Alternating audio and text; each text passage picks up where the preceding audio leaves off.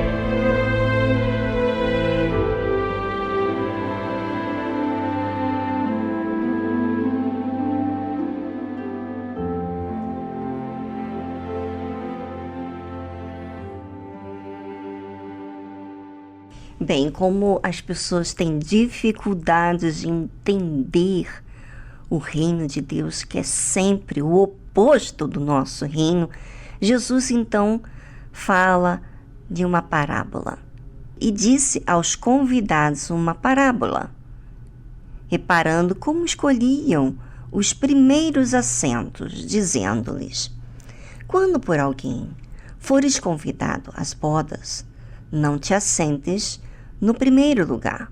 Não aconteça que esteja convidado outro mais digno do que tu, e vindo que te convidou a ti e a ele, te diga: dá o lugar a este, e então, com vergonha, tenhas de tomar o derradeiro lugar.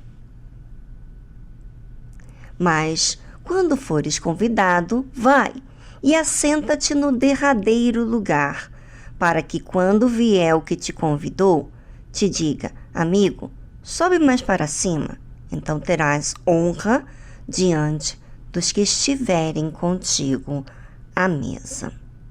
Porquanto qualquer que a si mesmo se exaltar, será humilhado, e aquele que a si mesmo se humilhar, será exaltado. Parece que as pessoas têm essa concepção de que são humildes. Eu sou humilde porque eu cedo para as pessoas. Vamos falar aqui uma verdade que é tipo assim, um chacoalhão na nossa alma. Jesus estava falando para aqueles principais dos fariseus, que ele estava ali à mesa, na casa deles. Jesus estava falando de como você se deve se comportar em um jantar, vamos dizer assim, ou quando você é convidado para algum lugar e você querer escolher os primeiros assentos. Sabe quando você quer escolher o seu jeito? Você não é humilde, nem eu. Quando a gente quer escolher o nosso jeito, a gente está sentando e se colocando para sentar no primeiro lugar.